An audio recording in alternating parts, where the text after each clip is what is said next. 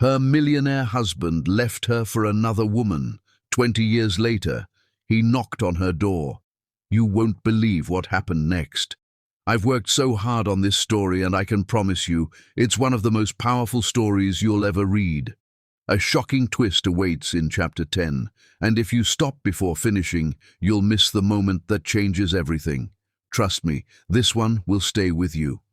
Hi, my beautiful family, let us begin with a prayer. Heavenly Father, we come before you with open hearts filled with love. We thank you for the gift of family, for the bonds that tie us together even across distance.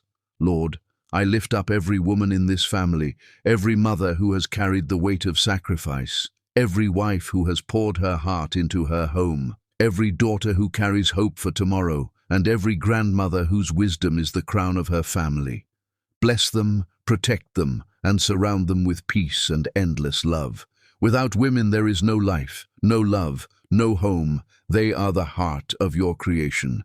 And to my beautiful family, I want you to know from the deepest part of my soul, your love, your support, and your presence mean everything to me. Please remember, I have created a new channel, Mr. Peter Family, where I will share short stories under 1 hour for those who cannot watch the long ones. Don't forget to subscribe and join me there. You will find the link in my community post. We are not just a channel. We are a family built on love, prayer, and respect forever. They said a millionaire would never truly love a woman like her. But when Damien Hardin first saw Chelsea Gray, he knew he would burn down the entire world and every gilded cage within it, just to prove them all wrong. The charity gala sparkled with 1,000 diamonds and twice as many well-practiced lies.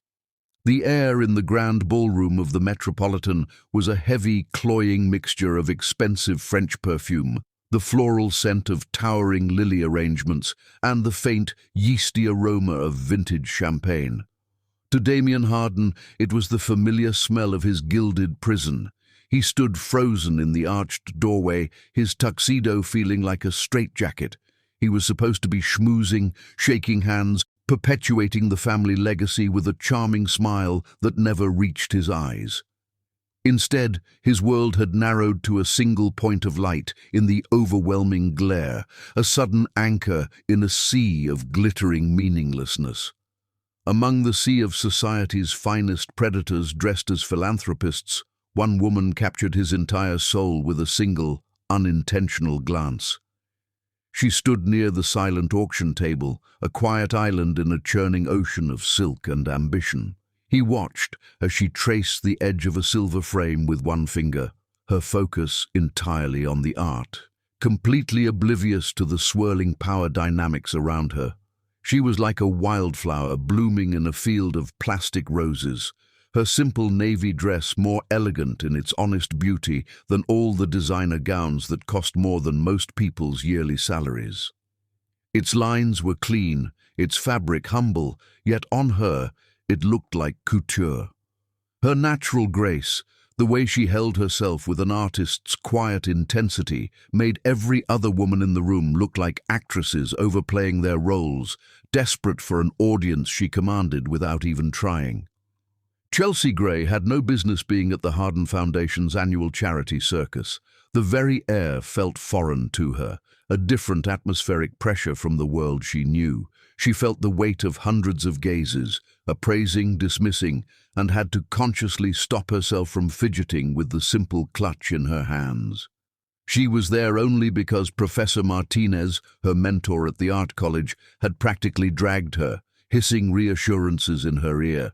He insisted that someone important, a major patron, wanted to see her paintings, someone who might change the trajectory of her struggling artist's life forever. As a woman juggling 3 jobs to pay for art school, waitressing until 2 a.m., stocking shelves at an art supply store at dawn, and walking dogs in the afternoon, she felt as out of place among the wealthy elite as a sparrow in a cage of golden peacocks. "Excuse me," a voice like warm honey over broken glass said from just behind her, sending a jolt of pure electricity racing down her spine in ways that made no logical sense. The sound was low, intimate, and meant only for her, cutting through the din of the party like a perfectly tuned instrument. These pieces, the raw emotion in them is staggering. Are you the artist behind this extraordinary work? Chelsea turned, her heart lodging itself in her throat. Oh God, he's talking to me. Damien Harden is talking to me. Don't sound like a terrified mouse, Chelsea, just breathe. She found herself drowning in the most beautiful brown eyes she had ever seen. Eyes that belonged to a man so impossibly handsome he should have been illegal in at least 47 states. He was tall and broad-shouldered, wearing a tuxedo that was clearly bespoke, fitting him in a way that spoke of quiet, effortless power. He carried himself with the kind of confident presence that suggested he had never been told no in his entire privileged life. Yet there was something else in his expression, something vulnerable and exposed as he looked at her art, that stopped her heart cold. Genuine wonder, a raw, unguarded admiration, as if her art, the canvases she'd poured her anxieties, her hopes and her loneliness into, had reached directly into his chest and rearranged something vital. Yes, These are mine, she managed, her voice a little shaky but clear. She was suddenly, painfully hyper-aware of everything from her discount dress that she'd bought on final sale, to her nervous, thundering heartbeat, to the faint smudge of Prussian blue paint still embedded under her fingernails from her morning shift. I'm Damien Harden, he said, extending a hand that could have belonged to a pianist or a surgeon. Elegant, strong, with calluses that suggested he actually worked despite his obvious wealth. His grip was warm and firm, a shock of human connection in the cold, sterile room. And these paintings are absolutely devastating. This one. He gestured to a canvas, showing a woman's silhouette against a storm-torn sky, rendered in violent, textured slashes of cerulean and charcoal. The impasto technique you used, it's like the pain has a physical texture. It's not just a picture of a storm, it is the storm. It doesn't just speak to the soul, it grabs you by the throat and forces you to feel things you thought you'd buried deep. Chelsea's world tilted sideways on its axis. This was the Damien Harden, the millionaire heir she'd read about in newspapers, the untouchable prince whose family owned half the city and the other half owed them favors. He was supposed to be arrogant, entitled, surrounded by supermodels, and completely unreachable for someone like her. Instead, he was looking at her paintings like they were religious artifacts, like they contained truths he'd been searching for his entire life. He was seeing the technique, the choices, the soul of the work, not just the surface. You really see that in them, she whispered, her voice barely a breath, a genuine awe in her tone. Most people just comment on the colors or ask if it would match their sofa. A genuine, warm laugh escaped him, and it transformed his handsome face into something breathtakingly real. How could they not see it? He countered, his gaze intense, turning from the canvas to her, truly seeing her for the first time. I don't just see it, I feel it burning in my chest. Art this powerful doesn't come from technique alone. It comes from a heart that has been shattered and rebuilt, from a soul that has loved so deeply it left scars, from a spirit that has survived things that would destroy weaker people. Who are you? Their conversation flowed like music, like poetry, like two instruments finally finding their perfect harmony after years of playing solo. He asked her about her process, her inspiration, the stories behind each piece. She found herself telling him things she'd never told anyone, about the grief that fueled the storm painting, about the flicker of hope in another piece showing a single sprout pushing through cracked pavement. Chelsea forgot about the intimidating crowd, forgot about feeling like an imposter, forgot about everything except the man standing before her who saw her, truly saw her, not as a charity case or a struggling student, but as an artist, a dreamer, a woman worth knowing. Would you have dinner with me tomorrow night? Damien asked, as the evening dissolved into magic around them. his voice carrying a vulnerability that seemed impossible for someone of his stature. I have to know the woman who creates such beauty.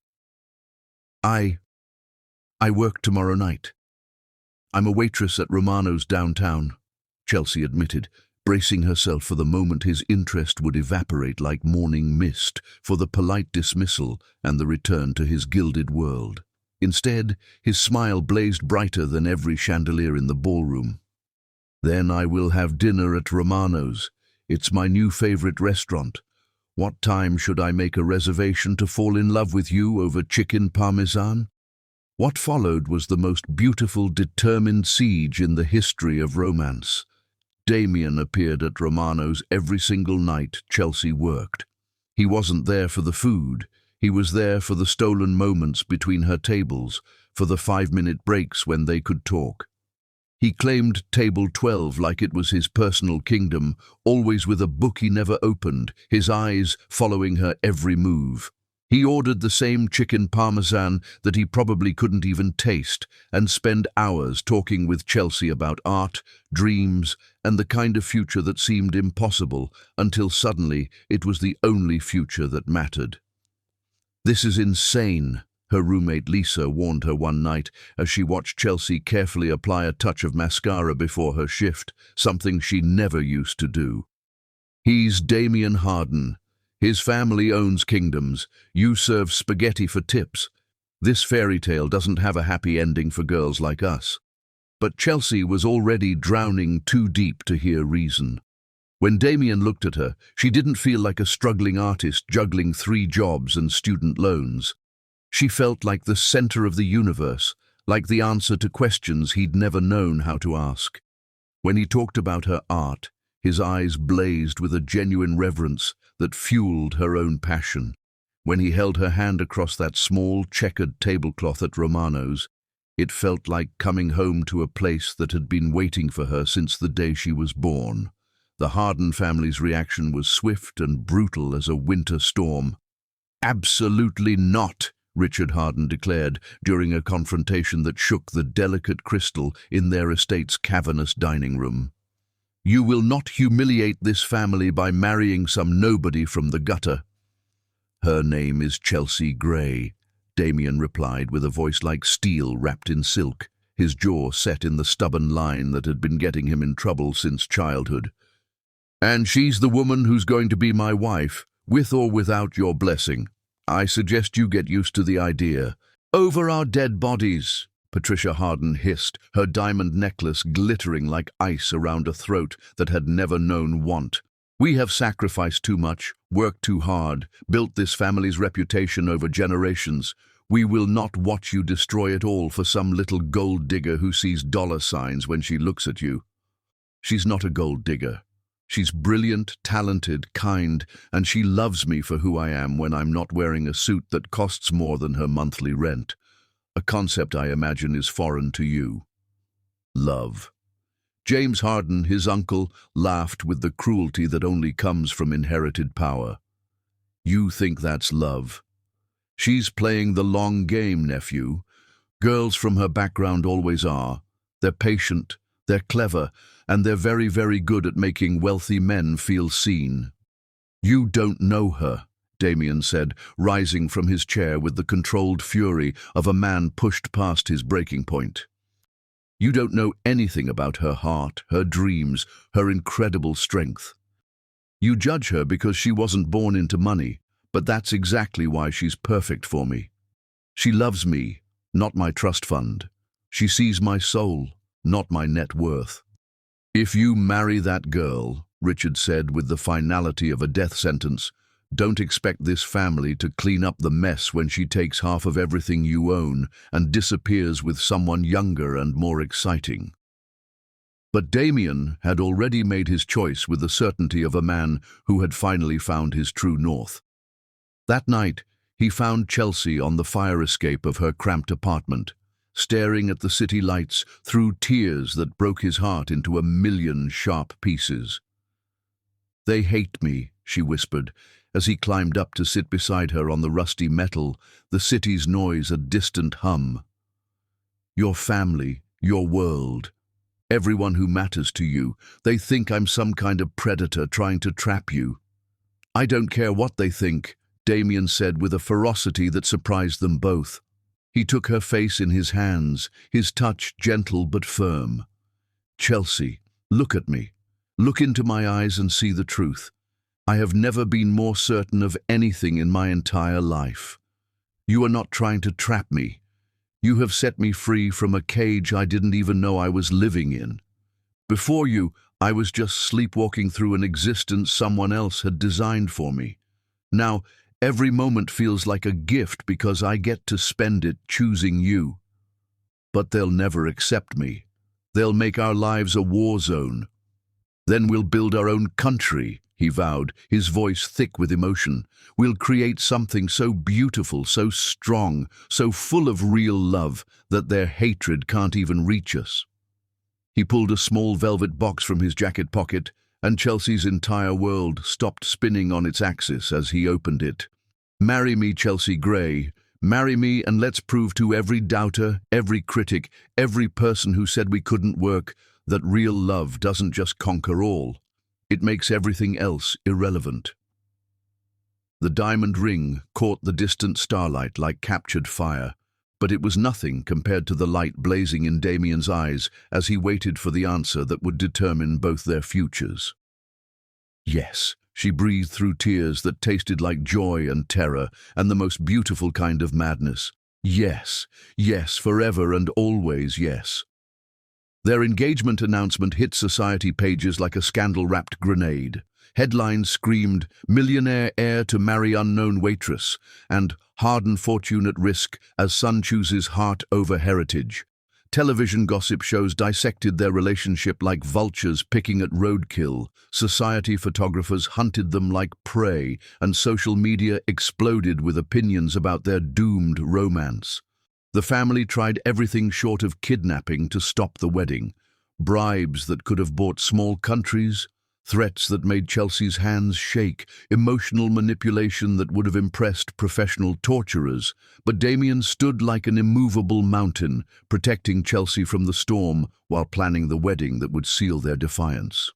On their wedding day, as Chelsea walked down the aisle of the small, sun-drenched church they had chosen instead of the cold cathedral his family demanded, Damien felt his heart stop and restart in a completely new rhythm. She was radiant in her simple white dress, her grandmother's pearl necklace her only jewelry, her smile brighter than every diamond in his mother's collection. "You look like every dream I never dared to have," he whispered when she reached him at the altar, his voice choked with emotion.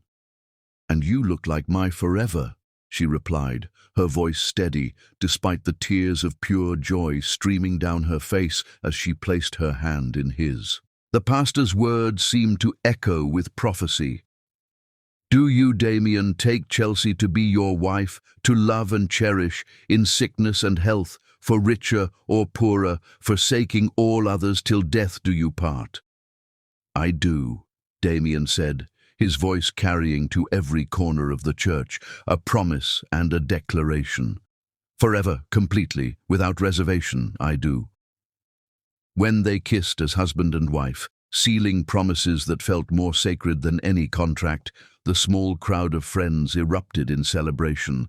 But all Chelsea could hear was the sound of her own heart singing the first notes of forever. Their honeymoon in Paris was pure enchantment. They walked hand in hand along the Seine like lovers in a classic movie, getting lost in the winding streets of Montmartre. They visited art galleries, where Damien bought Chelsea's favorite pieces without looking at price tags, simply because he loved the way her eyes lit up when she looked at them. They made love with the desperate, joyous passion of two people who had fought the entire world to be together and had won. "Promise me something," Chelsea said one night as they lay on their hotel balcony, wrapped in a sheet, watching the Eiffel Tower sparkle like a cascade of captured stars. "Anything in this world or the next," Damien replied, his lips brushing her bare shoulder. "Promise me that no matter what anyone says, no matter how hard they try to tear us apart, we'll never let them win.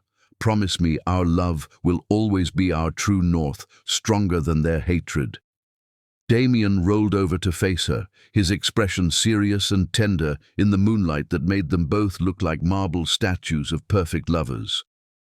"Chelsea Harden, I promise you that nothing and no one will ever come between us. What we have isn't just rare, it's revolutionary.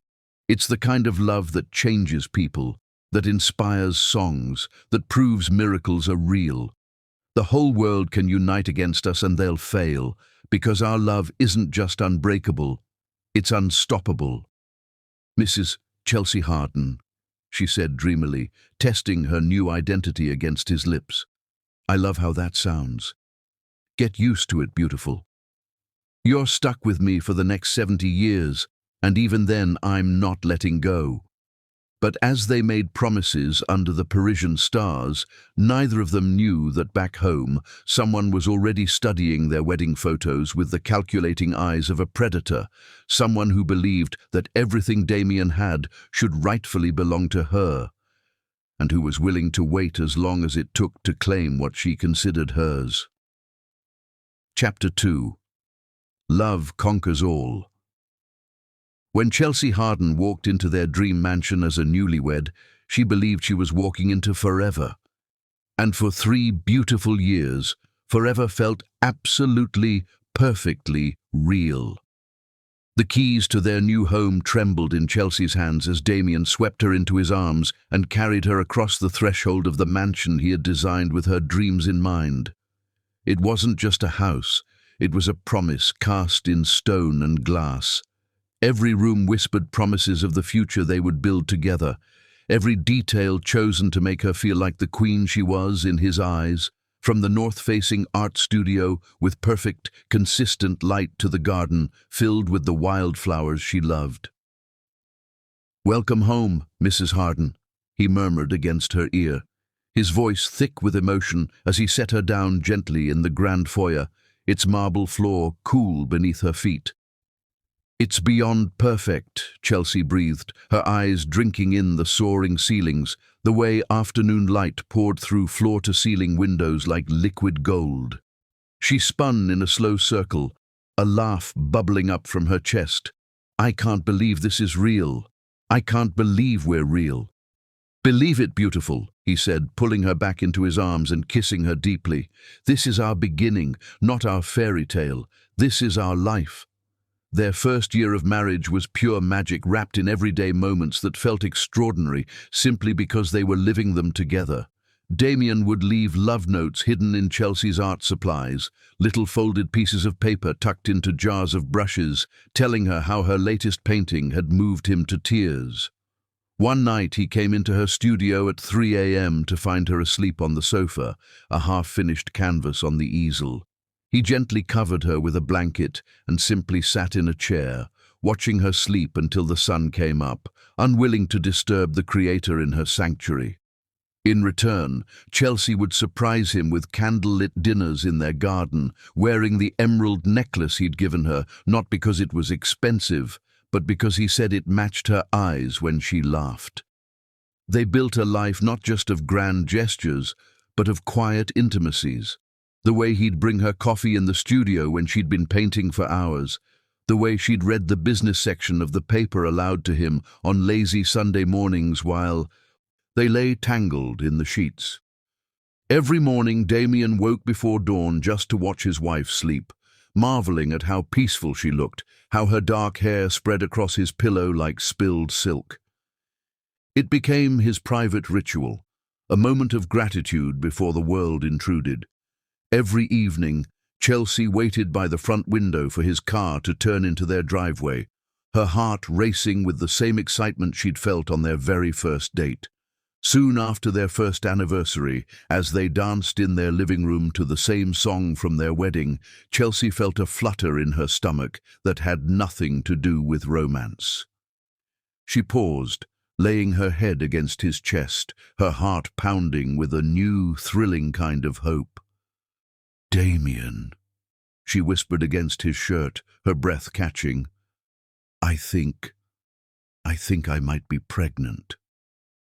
He stopped dancing so abruptly that she stumbled, then caught her face in his hands with a reverence that took her breath away, his eyes searching hers, wide with disbelief and dawning joy. "Are you serious?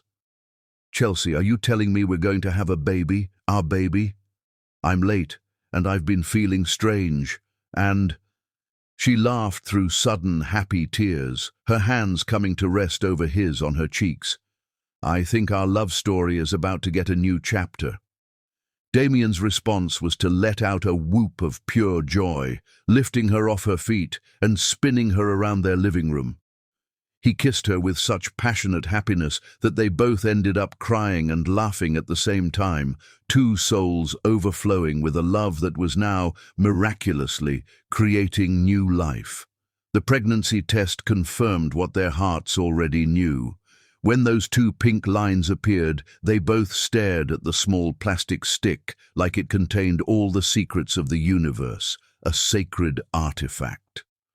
"Hello, little miracle," Damien whispered, kneeling to press a tender kiss to Chelsea's still flat stomach. "This is your daddy, and I already love you more than I knew was possible." "And this is your mama," Chelsea added, her hand covering his, tears tracing paths down her cheeks. "And you are the most wanted baby in the history of the world." The art world began taking serious notice of Chelsea's work during their second year of marriage. Her first solo exhibition sold every single painting on opening night, with critics praising her devastating emotional honesty and supernatural to capture the human heart in brushstrokes. But the review that mattered most came from her husband, who stood in the middle of the crowded gallery with tears streaming unashamedly down his face, ignoring the curious stares. "That's my wife," he told everyone within hearing distance, his voice cracking with pride. "That brilliant, incredible woman is my wife, and she's just getting started." When Christopher James Harden was born on a snowy February morning after 12 hours of labor, both parents fell completely, irrevocably in love with the tiny miracle they had created together. He weighed 7 pounds, 2 ounces, had his father's warm brown eyes, and possessed the kind of perfect features that made nurses stop their work just to admire him. "He's absolutely perfect," Chelsea whispered, exhausted but euphoric, cradling their son against her chest while Damien sat beside them on the hospital bed, his finger gently stroking the baby's impossibly soft cheek. "Look at what we made," Damien said in wonder, his voice thick with emotions he didn't have names for. "Look at this perfect little person who exists because we loved each other so much." "Christopher James Harden," Chelsea tested their son's name softly. "Our little Chris. Do you think he knows how much he's loved?" "He'll know every day of his life," Damien promised, his gaze fierce and protective. "He'll never doubt for 1 second that he was wanted, planned for, celebrated before he was even born." Bringing Chris home transformed their mansion from a house into something sacred. The grand, quiet spaces were now filled with coos and laughter. Chelsea would nurse their son in the rocking chair by the nursery window, looking out at the gardens they had planted together, feeling like the most blessed woman who had ever lived. Damien proved to be a natural father, changing diapers at 3 in the morning without complaint, walking the floors with a fussy Chris slung over his shoulder, singing off-key lullabies in his deep voice that seemed to calm their son instantly. "I never knew I could love anything this much," he confessed one night as they stood together, watching Chris sleep in his crib, the moonlight striping the floor. "Now you know how I feel about you," Chelsea replied, taking his hand. "And now you know how I feel about both of you." When Chris was 18 months old and toddling around their home like he owned it, they began talking about expanding their family. Not because Chris wasn't enough, but because their love felt infinite, capable of embracing as many children as they were blessed to have. "I want a house full of babies, full of laughter and tiny fingerprints on the windows," Chelsea admitted, as they watched Chris play with his building blocks on their living room carpet. "Then a house full of babies we'll have," Damien agreed without hesitation, his eyes alight with the same dream. As many as you want, whenever you're ready. I'm ready now, she said, surprising herself with the certainty in her voice. Their second pregnancy happened quickly, as if the universe approved of their decision. Derek William Harden was born on a beautiful spring morning when Chris was 2 years old and the cherry blossoms in their garden were in full bloom. If Chris had been a miracle, Derek was proof that miracles could happen twice. He had Chelsea's delicate features, Damien's stubborn chin, and a sunny disposition that made everyone who met him fall in love instantly. 2 sons, Damien said, his voice heavy with emotion as he held his newest child, marveling at the tiny, perfect fingers wrapped around his own. 2 perfect, beautiful sons. How did I get so lucky? Our family is growing, Chelsea said happily, watching 2-year-old Chris try to gently pat his baby brother's head. And our love just keeps getting bigger. By their 5th wedding anniversary, their house rang with the sound of children's laughter. 4-year-old Chris was serious and thoughtful, already showing signs of his father's natural leadership. 2-year-old Derek was sunshine personified, laughing at everything and charming everyone he met. 5 years, Damien said on their anniversary morning, bringing Chelsea breakfast in bed while the boys played quietly in the next room. 5 years of proving every single doubter spectacularly wrong. 5 years of the greatest love story ever told, Chelsea agreed, accepting the orange juice he offered. And the best part is, we're just getting started. Their life was perfect in ways that made other couples envious. They had built something beautiful, something lasting, something that felt absolutely unshakable. But 3 states away, someone was finally making the phone call she had been planning for 5 long years. Someone who believed it was time to claim what should have always been hers. Chapter 3. Growing Paradise. By their 5th wedding anniversary, Chelsea Harden thought they had built something unbreakable. But she didn't know that the most dangerous enemies are often the ones who smile while they sharpen their knives. The morning sun streamed through the bedroom windows as Chelsea stirred awake on their 5th wedding anniversary, her hand instinctively moving to rest on Damien's chest, where his heart beat steady and strong. At 26, she felt like she was living in a dream that kept getting more beautiful with each passing day. "Happy anniversary, Mrs. Harden," Damien murmured against her neck, his arm tightening around her waist with the same possessive tenderness he'd shown since their wedding day. 5 years, Chelsea whispered, turning in his arms with a smile that could have powered the entire city. 5 incredible, perfect years. "And we're just getting started," he replied, his eyes holding the same deep, unwavering love that had captured her heart at that charity gala so long ago. Their kiss was interrupted by the thunder of small feet racing down the hallway, followed by their bedroom door bursting open with the force that only excited children could generate. "Mama! Daddy!" 4-year-old Chris launched himself onto their bed with the fearless abandon of a child who had never known anything but love and security.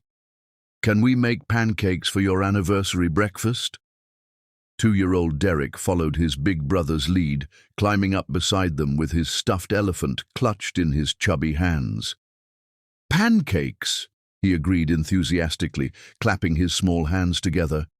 "Anniversary pancakes sound perfect," Damien laughed, scooping both boys into a group hug that somehow managed to include Chelsea as well.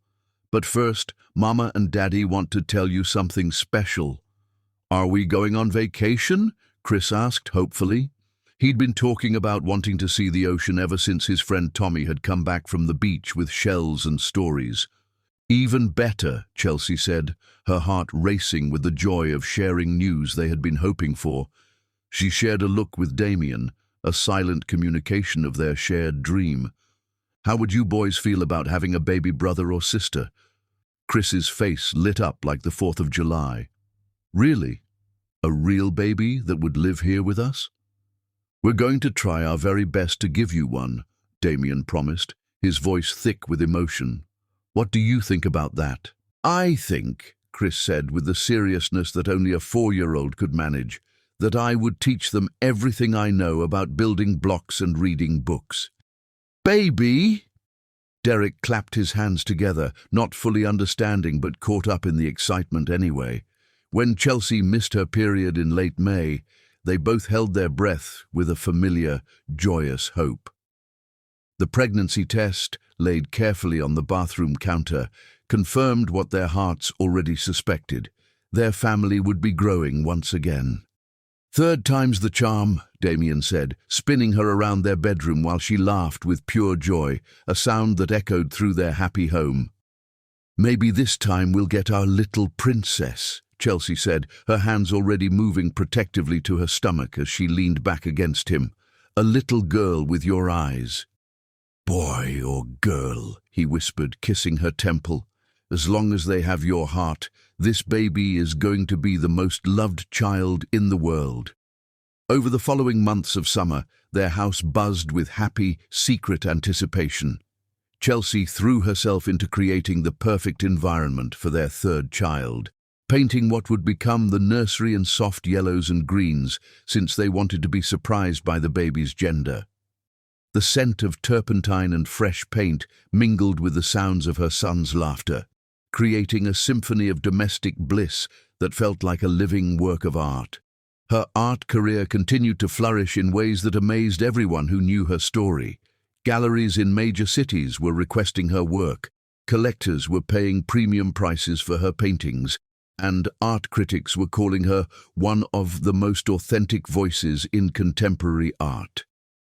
"I'm so proud of you," Damien told her one evening as they walked through her latest exhibition together, watching strangers connect emotionally with the joy and love she captured on canvas. "You're not just talented, beautiful, you're extraordinary. You're changing how people think about family, about happiness, about what really matters in life." "I'm just painting what I see," Chelsea replied, leaning into his warmth as they stood before a large portrait of him reading to their 2 boys. "I'm painting our life, our love, our children. I'm painting proof that fairy tales can come true." Their home had become a sanctuary that friends and neighbors envied. The mansion felt alive with love, laughter, and the kind of happiness that made visitors comment on the positive energy radiating from every room. Chris was growing into a thoughtful, intelligent boy who loved books, building elaborate structures with his blocks, and helping his mother in the garden.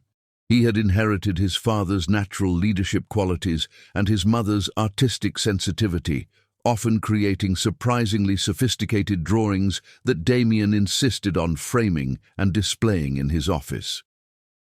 2-year-old Derek was pure sunshine in human form, charming everyone he met with his infectious laughter and sweet disposition. He was already showing signs of artistic talent, finger-painting masterpieces on giant sheets of paper that Chelsea treasured as much as any gallery piece, hanging them in a special gallery in the hallway.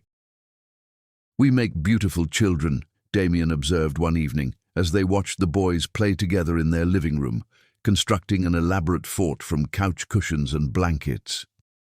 "We make a beautiful life," Chelsea corrected, her heart so full of contentment it felt like it might overflow with happiness. Their announcement to Chris and Derek was met with excited cheers and immediate plans for how they would help care for their new sibling. "I'm going to teach the baby how to build the tallest towers," Chris declared with 4-year-old seriousness. "I'm going to share my elephant," Derek added, hugging his favorite stuffed animal tightly. The early months of pregnancy were blissful. Chelsea experienced only mild morning sickness. Her energy remained high, and she glowed with the radiant happiness that had marked her previous pregnancies. She continued painting, though now her canvases showed expectant mothers, growing families, and the quiet anticipation of new life. "You're painting our future again," Damien observed one day, standing behind her easel as she worked on a piece showing a woman with 2 young boys, all of them looking toward a nursery door with expressions of loving anticipation. "I'm painting hope," Chelsea replied, leaning back into his embrace. I'm painting what love looks like when it grows into something even more beautiful. As summer turned to autumn and Chelsea's pregnancy began to show, their family felt complete in a way it never had before. The boys were excited about their coming sibling. Damien was more attentive and loving than ever, and Chelsea felt like she was living proof that dreams really could come true. But as they planned for their growing family and celebrated 5 years of marriage that had overcome every obstacle, neither of them knew that the storm was already brewing. Someone had been watching their happiness for 5 long years, growing more resentful with each glimpse of their joy. Someone who believed that everything Damien had should rightfully belong to her. Someone who was about to make a phone call that would begin the systematic destruction of everything they had built together, and that phone call was coming tomorrow. Chapter 4. The Serpent's Arrival. Evil rarely announces itself with fanfare. It usually arrives with a smile, designer luggage, and a perfectly crafted story about needing help. The black sedan pulled into the circular driveway of the Harden mansion on a crisp September morning, its tires crunching softly on the gravel. Chelsea felt an inexplicable chill run down her spine as she watched from the living room window. At 3 months pregnant, her maternal instincts had become razor sharp, and something about this moment felt wrong in ways she couldn't articulate, like a single, discordant note in a perfect symphony. She was folding tiny baby clothes, the soft cotton a comfort in her hands, while 4-year-old Chris built elaborate towers with his blocks, and 2-year-old Derek helped by occasionally knocking them down with gleeful laughter. The domestic scene was perfect, peaceful, exactly the kind of moment she would paint if she wanted to capture pure happiness on canvas. "She's here," Damien called from the foyer, and Chelsea heard genuine excitement in his voice, the kind of enthusiasm he usually reserved for family moments or business victories. "Sabrina's finally here." Chelsea forced herself to smile as she stood, one hand instinctively moving to her still small bump where their 3rd child grew, as if sensing her tension. When Damien had told her about his cousin's phone call, the sob story of a bad breakup, a need for a fresh start, a plea to stay for just a little while, his immediate instinct to help family was something she had always loved about him. She had tried to feel welcoming, but something about the timing felt calculated, suspicious in ways that made her protective instincts scream warnings. "Just be yourself, beautiful," Damien had assured her the night before when she'd voiced her concerns. "Sabrina will love you once she gets to know you. Family is family, and she's been through a rough time." But as Sabrina Monroe stepped through their front door like she was walking onto a movie set, Chelsea's every instinct told her this was not family.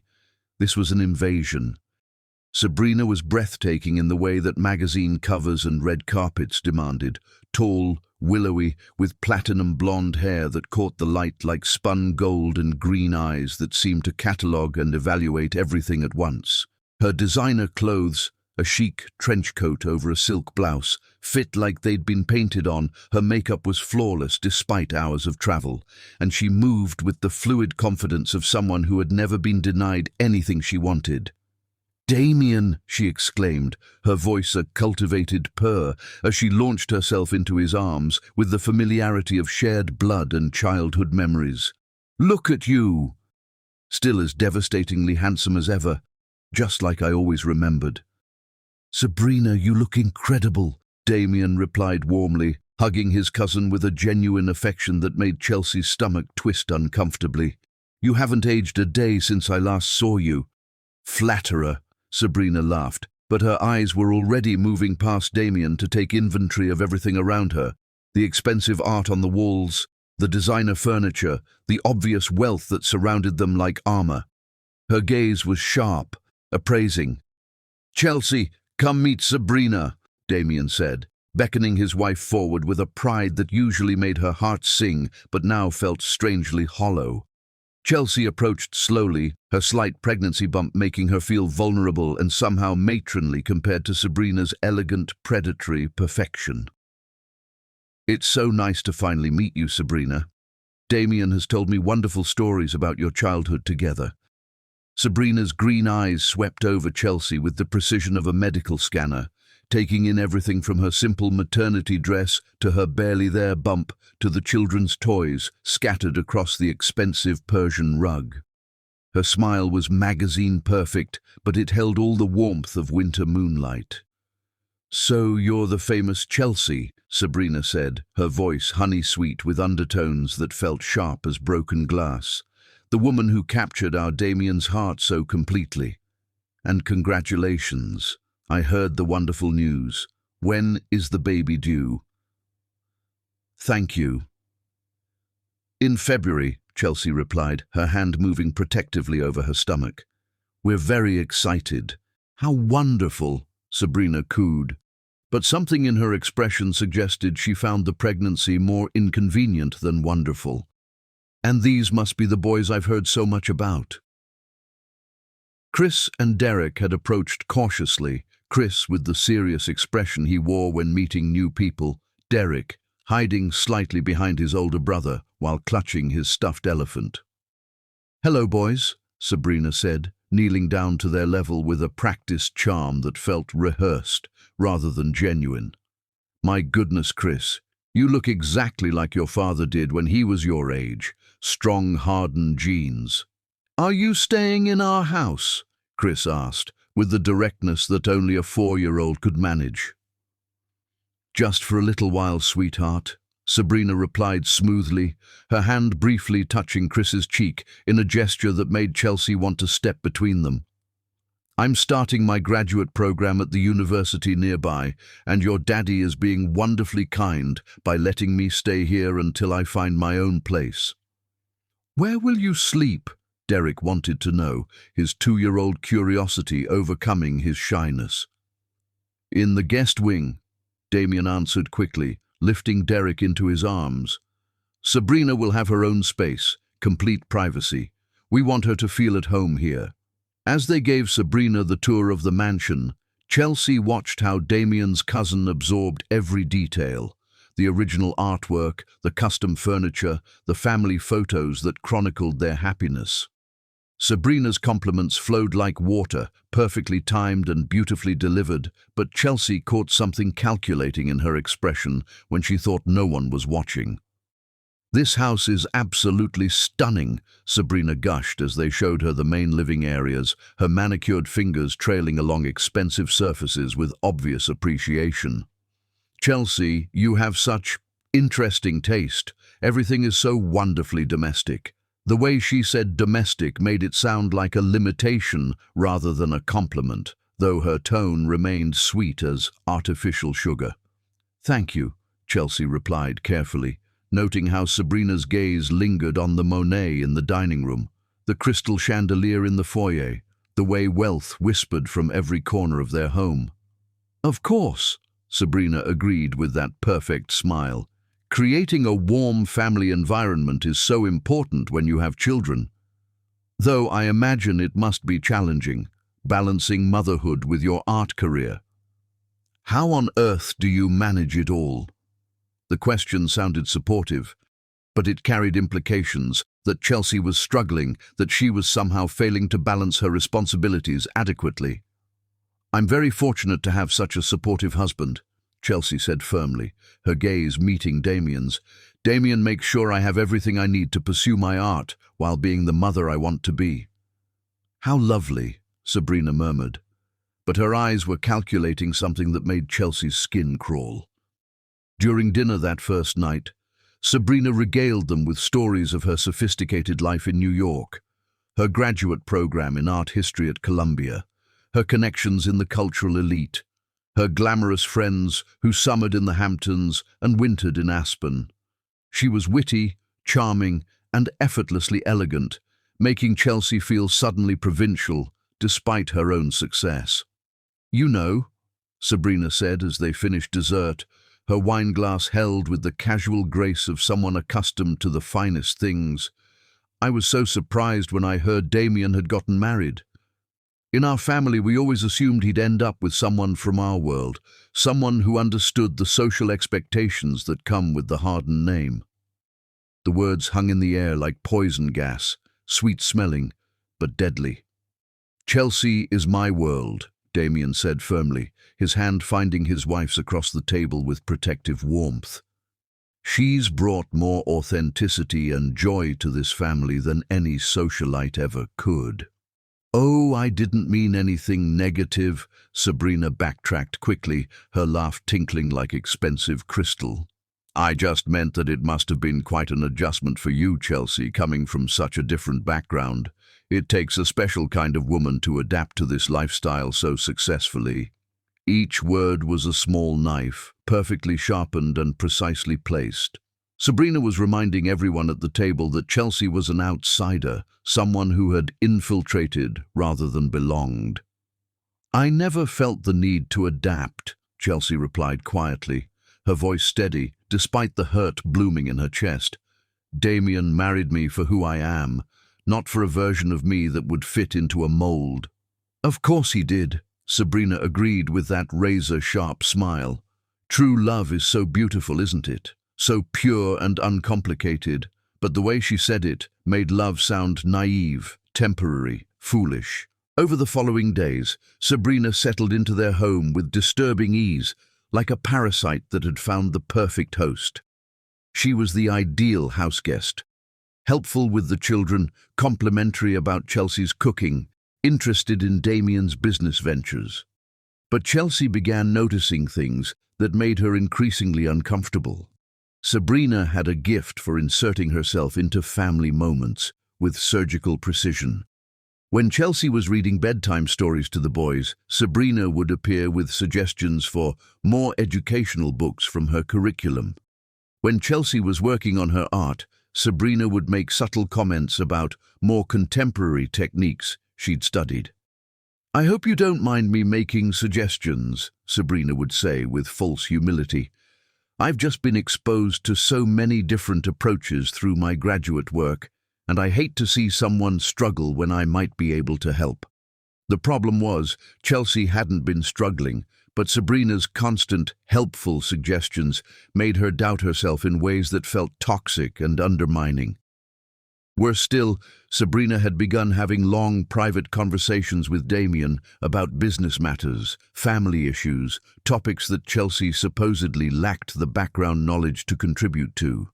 Chelsea would find them in Damien's study, heads bent over financial reports, talking in voices that stopped abruptly when she entered the room. "Just boring family trust issues," Damien would explain. "Sabrina's helping me navigate some legal matters." "I don't want to burden you with all this tedious business nonsense," Sabrina would add apologetically, but her eyes would sparkle with satisfaction at being included in matters that excluded Chelsea. 2 weeks into Sabrina's stay, Chelsea began experiencing complications with her pregnancy. Nothing serious, her doctor assured her, but enough to require reduced stress. Instead of the loving care she expected from her husband, she found herself increasingly isolated while Sabrina stepped in to help with household management. "Don't worry about anything," Sabrina told her with false concern, bringing her a tray in bed. "I'll make sure everything runs smoothly while you rest. The boys adore me, and Damien needs someone who understands the pressures he's under." As Chelsea rested, listening to Sabrina's laughter echoing through the house that had once been her sanctuary, she realized with growing horror that she was being systematically replaced in her own life. And the most terrifying part was that her husband seemed grateful for Sabrina's presence rather than protective of his wife's position in their family. Chapter 5. The Poison Spreads.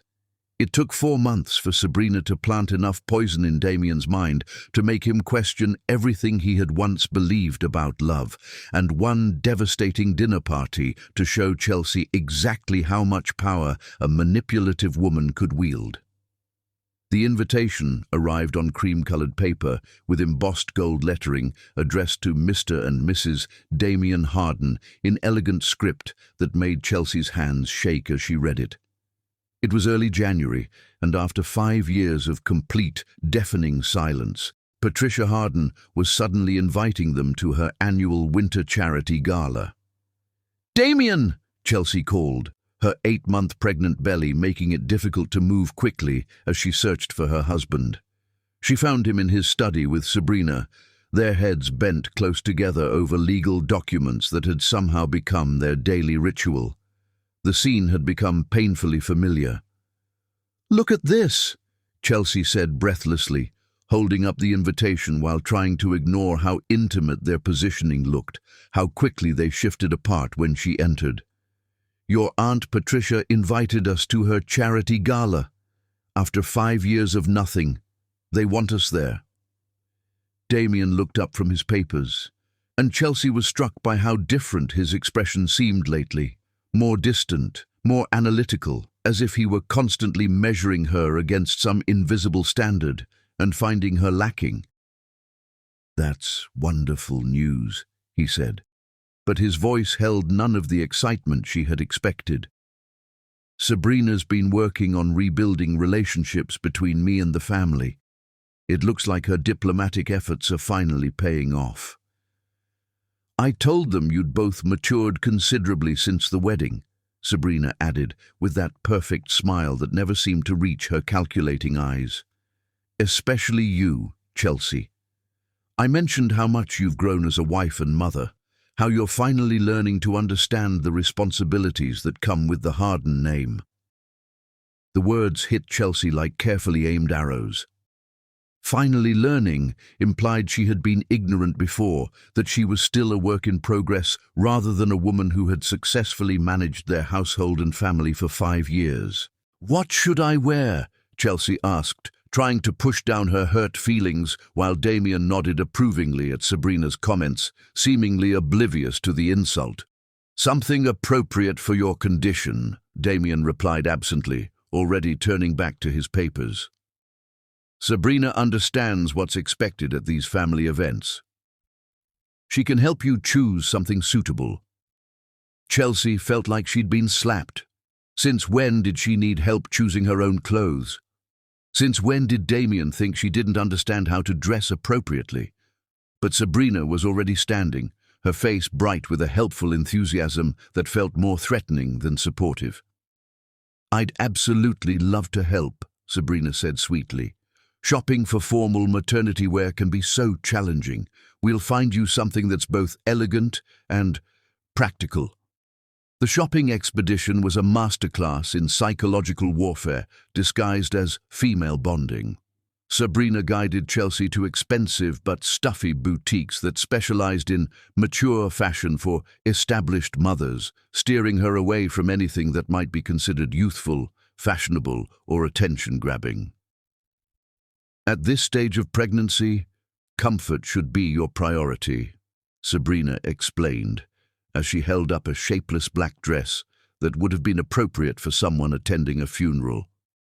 "With the baby due in just a few weeks, you want to look dignified and maternal, not like you're trying to compete with younger women." "Compete?" Chelsea repeated, confused by the implication. "Well, you know how these family events can be.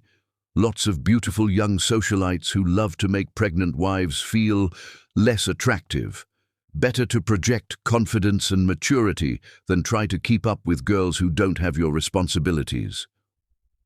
Every dress Sabrina suggested was designed to hide Chelsea's figure, minimize her youth, and project an image of matronly respectability. When Chelsea tried on a beautiful emerald maternity gown that complemented her eyes and showed her pregnancy as the beautiful thing it was, Sabrina shook her head with apparent concern. "It's lovely, but perhaps a bit too attention-seeking.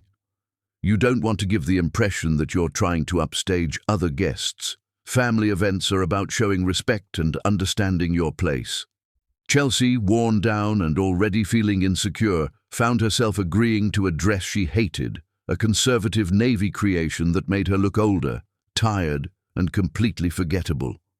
As they left the boutique, she caught sight of herself in a mirror and barely recognized the dowdy woman staring back at her.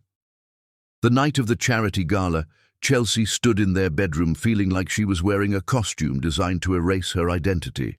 The navy dress hung loose and unflattering. Her hair was pulled back in a severe style that Sabrina had insisted was more sophisticated for mothers, and her makeup was so understated she looked washed out under their bathroom lights. "You look perfectly appropriate," Sabrina said approvingly as she entered wearing a stunning backless red dress that hugged her curves and made her look like she belonged on the cover of Vogue. Very dignified for a family gathering. When Damien appeared in his tuxedo, looking devastatingly handsome, Chelsea waited for his usual compliments. For a spark of the man who used to tell her she was the most beautiful woman in any room. Instead, he barely glanced at her before checking his Rolex with obvious impatience. "Are we ready? We don't want to be late for Patricia's event." At the gala, Chelsea's worst nightmares materialized with surgical precision. The moment they walked into the ballroom, she understood she had been set up like a lamb led to slaughter. Every other woman there was dressed to kill. Gorgeous gowns, sparkling jewelry, perfect hair and makeup that screamed confidence and belonging. Chelsea looked like a dowdy chaperone who had wandered into the wrong party. "Chelsea, darling!"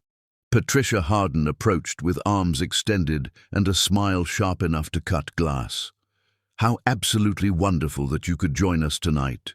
You look so practical." The word practical was delivered like a diagnosis of terminal boredom, and Chelsea felt her cheeks burn with humiliation as every eye in their vicinity catalogued her fashion failures with barely concealed amusement.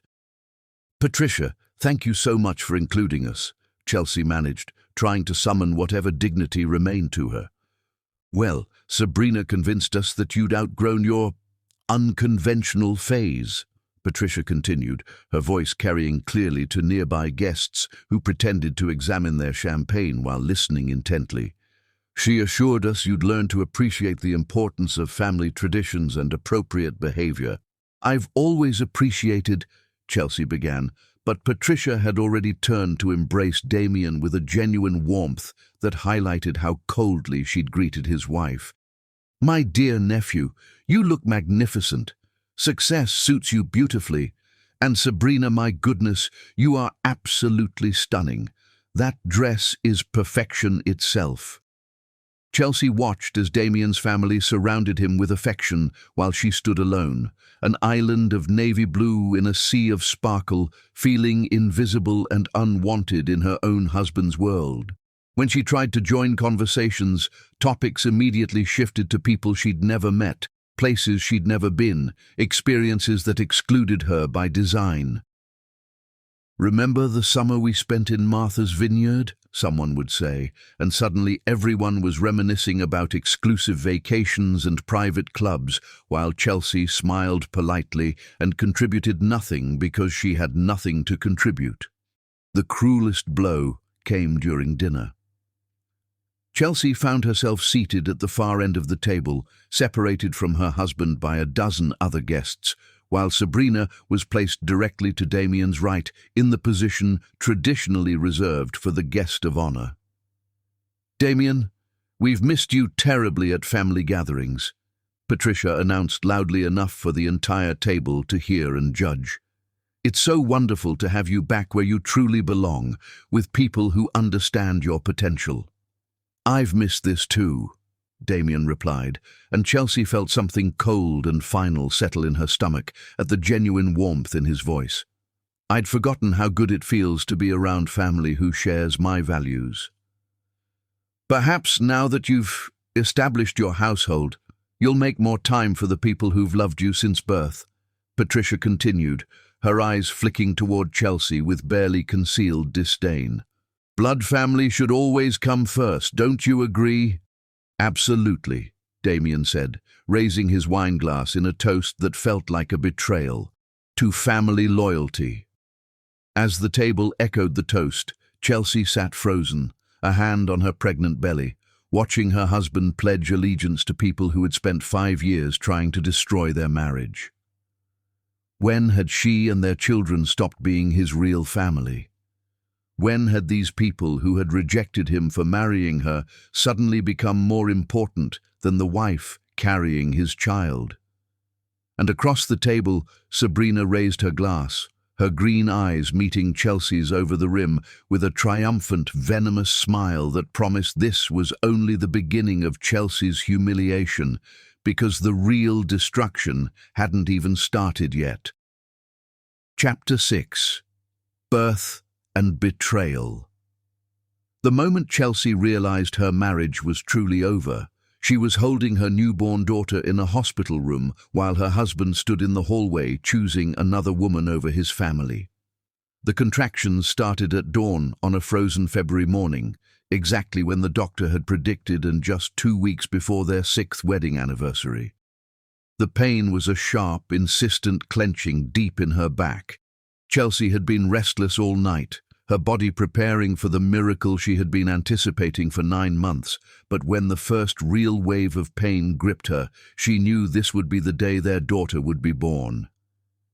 "Damien," she called softly, shaking her husband's shoulder as another contraction built like a storm inside her body. "Damien, wake up. The baby's coming. We need to go to the hospital now."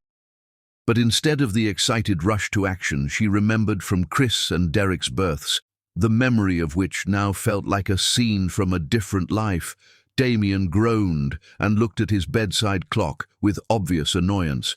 "Are you absolutely certain? It's barely 5 in the morning, and you had false alarms last week." "This isn't false," Chelsea gasped, gripping his hand as pain radiated through her entire body, a pain so intense it stole her breath. "Our baby is coming today." It was Sabrina who appeared in their doorway like a perfectly groomed guardian angel, despite the early hour looking camera-ready in silk pajamas that probably cost more than most people's monthly salary. "Is everything all right?" she asked, with the kind of calm competence that made Chelsea feel hysterical by comparison. "I heard voices and thought someone might need help." "Chelsea thinks she's in labor," Damien said, his tone suggesting this was more inconvenience than miracle, an interruption to his schedule. "How exciting!" Sabrina exclaimed, but her enthusiasm felt rehearsed rather than genuine. She glided into the room. "Don't worry, I can help. I've been through this with several friends, and sometimes these late pregnancy contractions aren't actually the beginning of labor." But Chelsea knew her body, knew the difference between practice contractions and the real thing, knew that her 3rd child was determined to be born today, regardless of anyone else's schedule or preferences. The drive to the hospital was a nightmare wrapped in small talk. Sabrina insisted on coming along to help, sitting in the front passenger seat, chatting to Damien, while Chelsea labored in the back, trying to breathe through contractions that were coming faster and harder than they had with either of her sons. "This baby certainly has a sense of timing," Sabrina chatted brightly as Damien drove with maddening caution. "Though I suppose 3rd babies often come quickly. You'll probably barely make it to the hospital before she arrives." "She?" Chelsea panted between contractions. "Oh, just a feeling I have. Call it intuition." Sabrina smiled at her in the rearview mirror, a smile that felt less like a prediction and more like a claim. At the hospital, everything happened with brutal efficiency. Chelsea was wheeled into a delivery room while Damien handled paperwork and Sabrina made phone calls to notify the family of the blessed event. But as Chelsea's labor intensified, her husband seemed more concerned with managing logistics than supporting his wife through the birth of their child. "The family is so excited," Sabrina reported, appearing at Chelsea's bedside while Damien spoke with doctors in the hallway. "Patricia and Richard are already making plans to visit once the baby's settled. They want to make sure this grandchild knows her place in the Harden legacy." "Her place?" Chelsea whispered, confused by pain and medication. "Well, As the daughter of such an established family, she'll have certain expectations to live up to, certain standards of behavior and achievement. The family has such hopes for Damien's children. Another contraction hit like a freight train, and Chelsea forgot about Sabrina's strange comments as her body demanded all her attention for the work of bringing new life into the world. Kalia Rose Harden arrived at 2:17 p.m. after 6 hours of labor, weighing 6 pounds and 4 ounces with her father's warm brown eyes and her mother's delicate features. She was perfect in every way that mattered, a tiny miracle with rosebud lips and fingers so small they seemed impossible. "She's beautiful," Chelsea whispered, exhausted but filled with a fierce primal love as she cradled her daughter against her chest while tears of pure joy streamed down her face. "She's absolutely perfect." But the bed beside her remained empty. The chair beside the bed was vacant. Damien wasn't there for his daughter's first breath, her first cry, or the moment she opened her eyes to see the world that would shape her future. He was in the hospital corridor, taking what he called urgent business calls that apparently couldn't wait for his child to be born. "He's being very responsible," Sabrina said from the chair where Damien should have been sitting, her eyes fixed on the baby with an expression Chelsea couldn't quite read. It looked like ownership. "Making sure this little one will have every advantage, every opportunity. That's what good fathers do. They think beyond the moment to secure their children's futures." When Damien finally entered the room 3 hours after his daughter's birth, carrying flowers and apologies, something fundamental had shattered in Chelsea's heart. She looked at the man she had loved with everything in her soul and saw a stranger wearing her husband's face. "I'm so sorry, beautiful," he said, leaning down to kiss her forehead with lips that felt cold against her skin. The calls were crucial for a deal that could secure our family's future. There was traffic and paperwork and— "You missed it," Chelsea said quietly, her voice empty of the joy that should have filled this moment. "You missed your daughter being born." "But I'm here now," Damien said, reaching for the baby with hands that trembled slightly. "Let me hold her. Let me meet my little girl."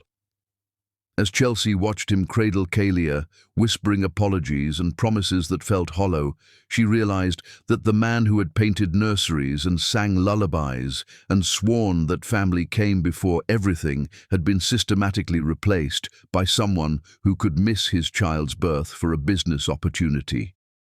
Over the following days in the hospital, a parade of hardened family members came to meet the new baby. But Chelsea quickly realized they weren't there to celebrate her or congratulate her on the birth. They came to assess Kalia, to welcome Damien's daughter into their legacy, to discuss the child's future as if Chelsea was merely the vessel who had delivered their newest heir. "She has the Harden eyes," Patricia cooed over the baby, barely acknowledging Chelsea's presence in the bed. "Strong genetics, good bone structure. She'll be beautiful when she grows up, assuming she's raised properly." "Damien must be so proud," Richard added, his attention focused entirely on his nephew. 3 children to carry on the family name. "You've done your duty well." Duty. As if their children were obligations rather than miracles. As if Chelsea was a broodmare who had performed her function adequately rather than a mother who had just brought life into the world through hours of pain and effort. "Chelsea's been a dedicated mother," Sabrina said with that perfect smile, her hand resting possessively on Damien's arm. "So focused on the children and household management. It's wonderful when a woman understands her priorities and doesn't get distracted by outside ambitions." The implication was clear. Chelsea's role was to produce and raise children, while more important people made the decisions that actually mattered. When they finally brought Kalia home, Chelsea discovered that their house had been transformed during her hospital stay. Sabrina had helped by reorganizing everything according to what she called more efficient systems for a growing family. Chelsea's art studio, her sanctuary, had been converted into additional office space for family business. Her paintings, her easels, her supplies, all had been moved to a small cramped room upstairs that Sabrina referred to as a hobby corner. The nursery had been redecorated with colors and themes that Sabrina considered more appropriate for a hardened daughter. "I hope you don't mind the changes," Sabrina said sweetly, as Chelsea stood in the doorway of what used to be her creative soul. "I thought it would be easier for you to focus on the baby without all these art materials creating clutter and distraction." "This was my studio," Chelsea said quietly, her arms tightening around newborn Kalia. "Of course, and you can still paint upstairs whenever you have free time. It's just more practical this way, with 3 children needing so much attention. You understand." But Chelsea was beginning to understand far more than Sabrina realized. She was being systematically erased from her own life, her own home, her own marriage. Her art was being dismissed as a hobby, her role reduced to that of nursemaid and housekeeper, while Sabrina positioned herself as Damien's true partner in all matters of importance. The breaking point came 2 weeks after Kalea's birth. Chelsea was nursing the baby in her relocated hobby corner when she heard voices from the main floor. Damien, Sabrina, and several members of his family engaged in what sounded like a business meeting. "The question," Patricia's voice carried clearly up the stairs, "is whether Damien is ready to make the changes necessary to fulfill his potential and secure his children's futures. I believe he's finally starting to understand what truly matters," Sabrina replied with a confidence that made Chelsea's blood run cold. "It's taken time, but he's beginning to see that some choices made in youth might not serve him well in maturity." "Marriage is complicated," Richard's voice added, "especially when people marry for passion rather than compatibility. Sometimes wisdom means recognizing when a situation has outlived its usefulness." "The children deserve the best possible future," Patricia continued, "and that means parents who can provide not just love, but connections, opportunities, the right social environment for their development." Chelsea's heart stopped as she realized what she was hearing. They weren't discussing abstract business decisions. They were planning the end of her marriage and the future of her children as if she had no voice in either. "What exactly are you suggesting?" Damien's voice was quiet, uncertain. "We're suggesting that you consider what would be best for everyone involved," Patricia said gently. "You're still young, Damien. You have decades ahead of you to build the kind of life that would honor your family legacy and provide optimal opportunities for your children." "Sometimes," Sabrina added with a false kindness that made Chelsea want to scream, "the most loving thing parents can do is make difficult decisions for their children's long-term benefit." As Chelsea sat in her diminished corner, holding her 2-week-old daughter while listening to her husband's family plan their destruction, she finally understood the true scope of Sabrina's campaign. This wasn't just about seducing Damien, it was about replacing Chelsea entirely, taking her children, her home, her entire life, and presenting it all to Damien as a superior alternative to what they had built together. And the most devastating part was hearing the uncertainty in her husband's voice, knowing that the man who had once promised nothing could tear them apart was actually considering letting them do exactly that. Chapter 7. Darkness and Discovery.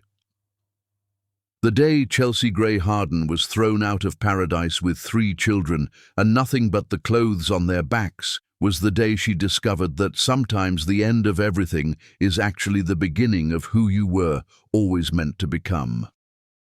The divorce papers arrived on a Tuesday morning in March, delivered by a lawyer in a crisp suit who couldn't meet Chelsea's eyes as he handed her the documents that would legally end 6 years of marriage. She was feeding 6-week-old Kalia in the kitchen while Chris and Derek ate their breakfast, the domestic scene so normal, so full of life, that the legal papers felt like props from someone else's nightmare.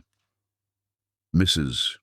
Harden," the lawyer said quietly, his gaze fixed somewhere over her shoulder, "I'm required to inform you that you have 30 days to vacate the premises. Mr. Harden has also frozen all joint accounts pending the settlement negotiations. Chelsea stared at the thick stack of papers with hands that shook so violently she could barely hold them. Vacate? This is my home. This is my children's home. According to the filing, the house was purchased prior to marriage and remains Mr. Harden's sole property. There are also allegations about your fitness as a mother that will need to be addressed in family court. The words hit her like physical blows. Allegations about her fitness as a mother. After 6 years of devoted parenting, after sacrificing her own dreams to create the perfect family environment, after nursing her children through fevers and comforting them after nightmares, someone was questioning her ability to care for them. "What allegations?" she whispered, but the lawyer was already backing toward the door as if her desperation might be contagious. "You'll need to discuss that with your own legal representation, ma'am." "I'm sorry." After he left, the silence in the kitchen was deafening. Chelsea sat at the table, the papers spread before her, and read the complaint with growing horror. The woman described in these pages was a stranger, a gold digger, a social climber, a mother whose artistic pretensions interfered with her children's proper upbringing and whose postpartum instability made her a danger to their welfare.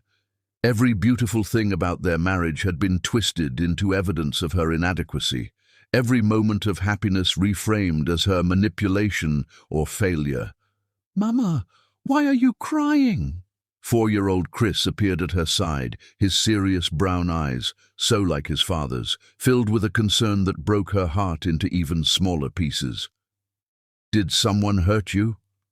"No, sweetheart," Chelsea lied, pulling him close while trying to shield the legal papers from his view. "Mama just needs to figure some things out. Where's Derek?" "Playing with his blocks in the living room." "Mama, is Daddy coming home today?" The innocent question was a knife to her chest.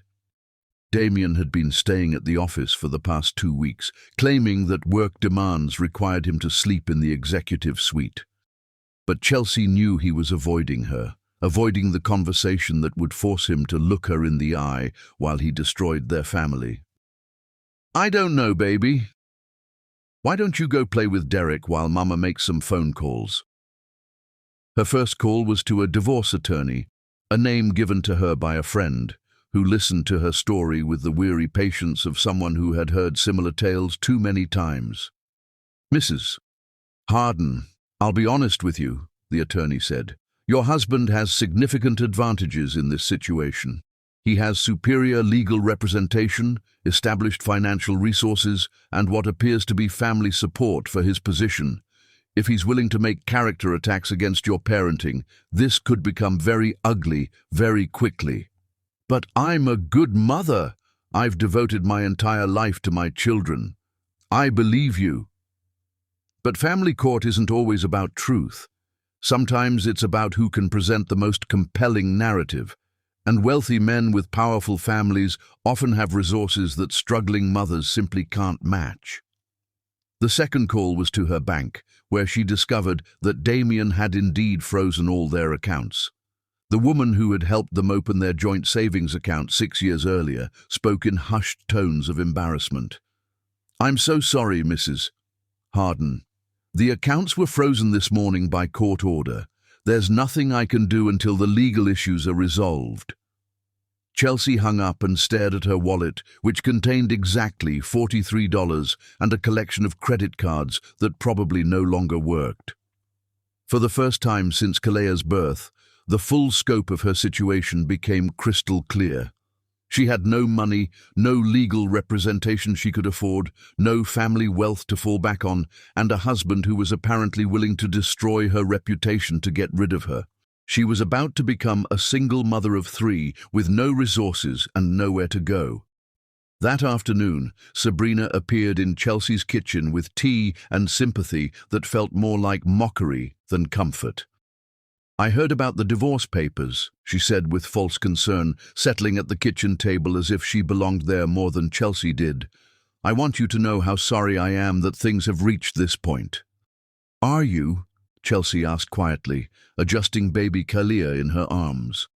Are you really sorry, or are you exactly where you planned to be from the moment you walked through our door?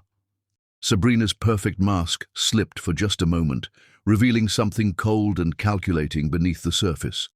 I understand you're upset, but this situation isn't anyone's fault. Sometimes marriages simply run their course.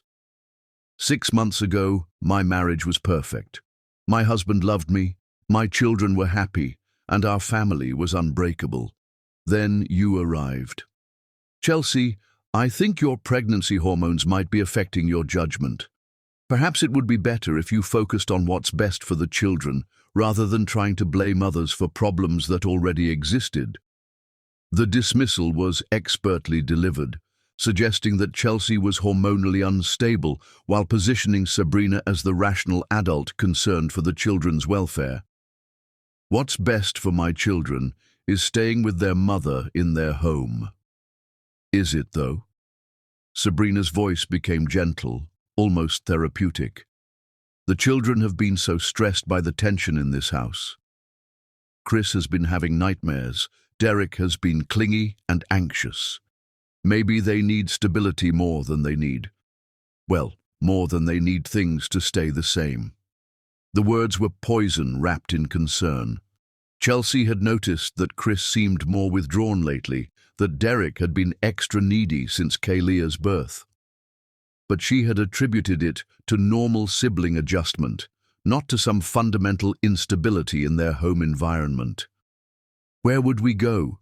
Chelsea asked, hating herself for even considering the question. I'm sure something can be worked out. Damien isn't heartless.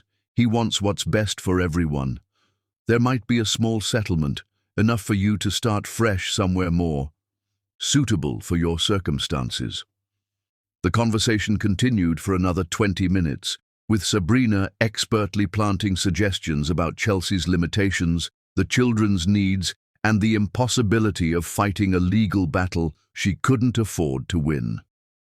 By the time Sabrina left, Chelsea felt like she was drowning in inevitability. That evening, she began the heartbreaking process of packing their belongings. She had called her mother's older sister, the only family member who might help, and learned about the small house that had belonged to her grandmother. A tiny place in a working-class neighborhood that had been sitting empty since her grandmother's death. You can stay there as long as you need, her aunt had said with the kindness of someone who understood desperation. It's not much, but it's yours. Your grandmother always said it should go to family who needed it. As Chelsea folded tiny clothes and tried to decide which of their possessions they could take and which they would have to leave behind, she discovered something that changed everything. Hidden behind her grandmother's jewelry box in her mother's old room, she found a manila envelope with her name written in her mother's careful handwriting. Inside were documents, bank statements, and a letter that made her hands shake as she read it. My dearest Chelsea, the letter began, if you are reading this, then my worst fears about your marriage have come true. I prayed that Damien's family would eventually accept you, but I suspected they would try to destroy you if they ever found the opportunity.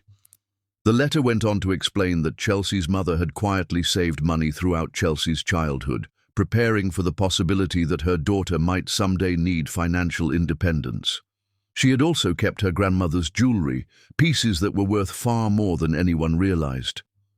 The ruby necklace belonged to my grandmother, who survived the Depression by selling jewelry when times were desperate.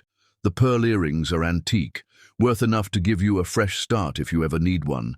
I hid them because I knew that if Damien's family ever turned against you, they would try to take everything, including anything that might help you survive on your own. Chelsea's hands trembled as she opened the small velvet bags and saw jewelry that looked ordinary but represented hope, security, the possibility of survival with dignity and tact. My darling daughter, if the worst happens, remember this. You are stronger than you know, more talented than they will ever admit, and more worthy of love than anyone who tries to destroy you deserves to understand.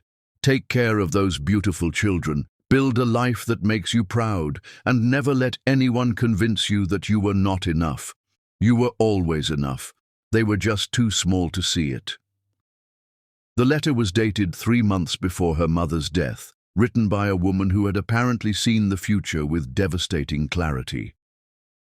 Chelsea sat in her childhood bedroom, holding her sleeping daughter while her sons played quietly nearby, and felt something she hadn't experienced in months. Hope. Not the naive hope of someone who believed in fairy tale endings, but the fierce hope of a woman who had just discovered she had the tools to build her own future. Tomorrow, she would begin the fight of her life, not to save her marriage, which was already dead, but to save herself and her children from the people who thought they could erase her from existence. Chapter 8. Rising Phoenix. 20 years later, Chelsea Gray stood in her penthouse office, overlooking the city that had once rejected her, knowing that every person who had tried to destroy her was about to witness the most beautiful revenge of all, her absolute triumph. The magazine cover lay spread across her mahogany desk like a declaration of war won. Chelsea Gray, from struggling artist to fashion empire queen. The photograph showed her at 46, poised and powerful in a stunning emerald suit that complemented eyes that had learned to see opportunity where others saw impossibility. Beside her, a timeline chronicled 2 decades of building something extraordinary from nothing. Mrs. Gray, her assistant's voice came through the intercom with barely contained excitement. Forbes is on line 3. They want to discuss featuring you on their cover for the Most Powerful Women issue. Chelsea smiled as she looked out her floor-to-ceiling windows at the city sprawling below her. Somewhere out there, in boardrooms and country clubs, people who had once dismissed her as a nobody from nowhere were reading about her success and choking on their own arrogance. "Tell them I'll call back in an hour," she replied, her voice carrying the quiet confidence that had become her trademark. "I want to finish reviewing the fall collection first." The past 20 years had transformed her from a desperate single mother into one of the most powerful women in fashion, but the journey had been paved with struggles that would have broken weaker spirits.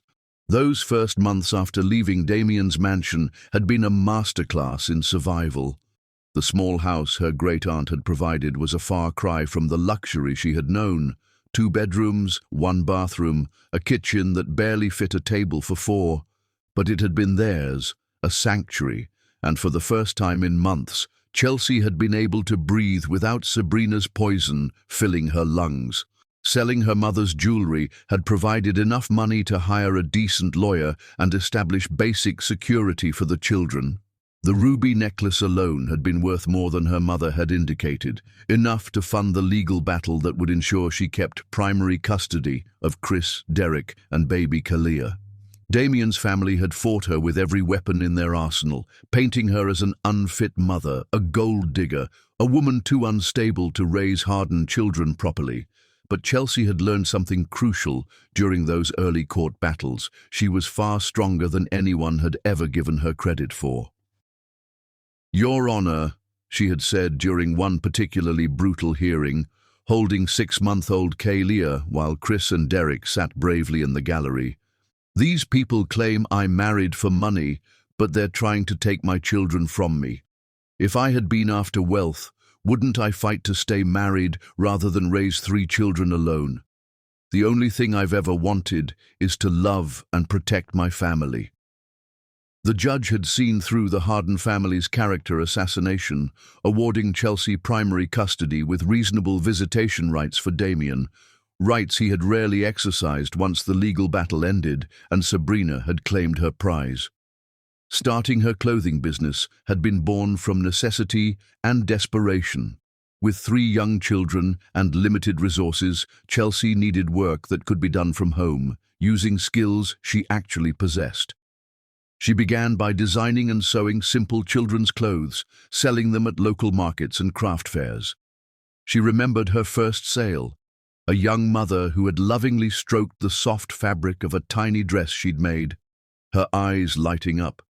The $10 she earned felt more valuable than any diamond Damien had ever given her. Her artistic eye, combined with practical experience dressing her own children, resulted in pieces that were both beautiful and functional. Clothes that looked expensive, but were affordable for working mothers who wanted their children to look special. "Mama, why do you work so much?" 7-year-old Chris had asked one evening, finding her at the kitchen table, surrounded by fabric scraps, designing patterns while Derek slept and baby Kalia napped in her bouncy seat. "Because we're building something amazing," Chelsea had replied, pulling him onto her lap to show him her sketches. "Someday, children all over the world will wear clothes that Mama designed. Isn't that exciting? Will we be rich like Daddy?"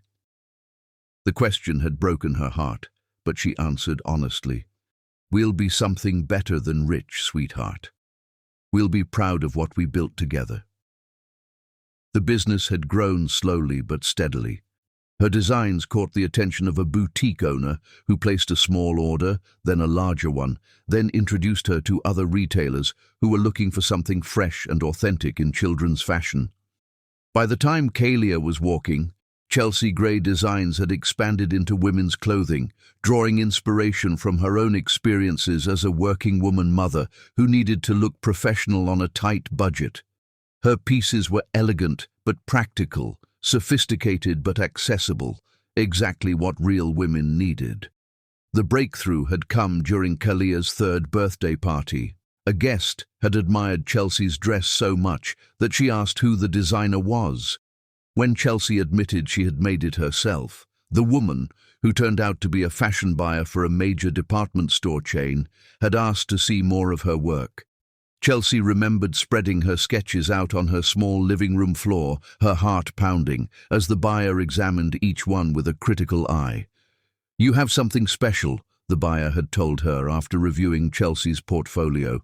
"You understand what women actually want to wear, not just what fashion magazines say they should want. That's rare in this industry." The department store contract had changed everything, providing the capital and exposure Chelsea needed to expand beyond her kitchen table operation. She had hired seamstresses, rented a proper workspace, and begun developing the business systems that would support real growth. "Look, Mama," 12-year-old Derek had called one day, pointing at a television commercial featuring a model wearing one of Chelsea's designs. "That's your dress on TV." "Our dress," Chelsea had corrected, pulling her son close. "We're all building this together."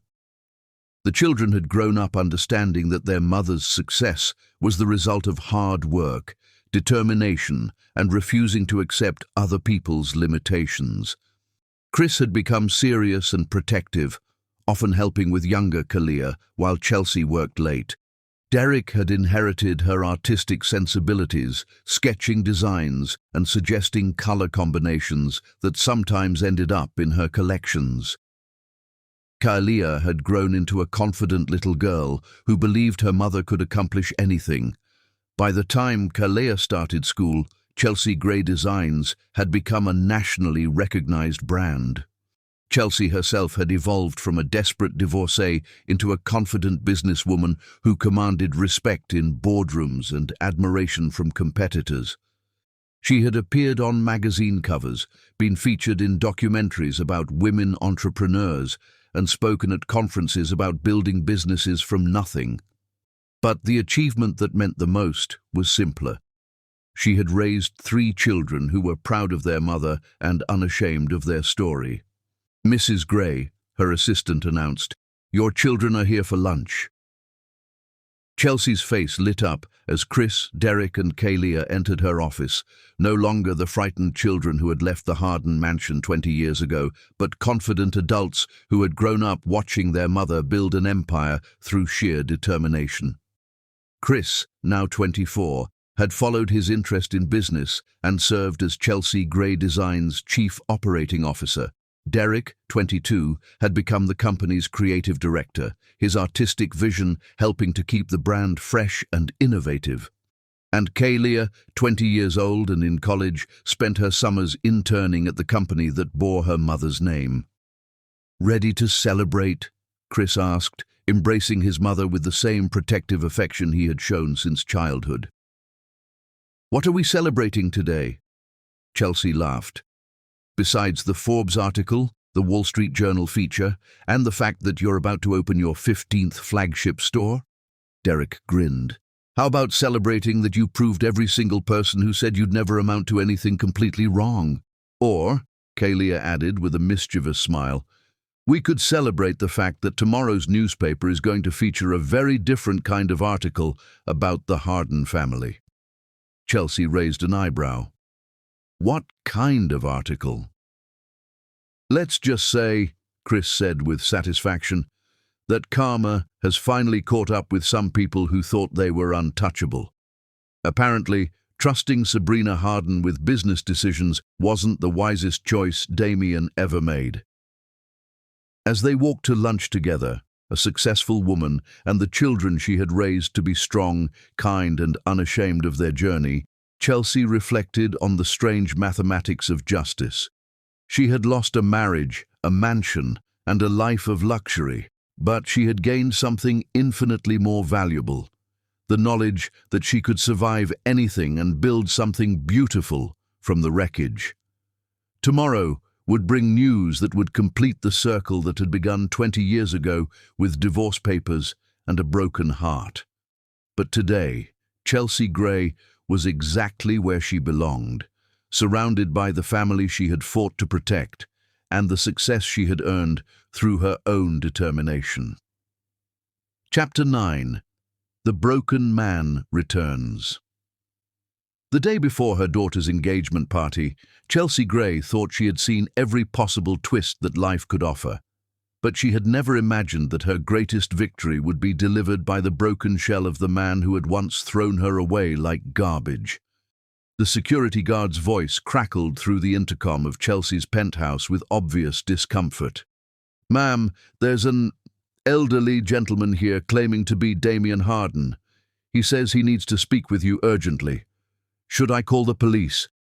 Chelsea's blood turned to ice in her veins as she looked around her living room, where Kalia sat in her wedding dress for a final fitting, radiant with the joy of a woman who had found real love with a man who worshipped her completely.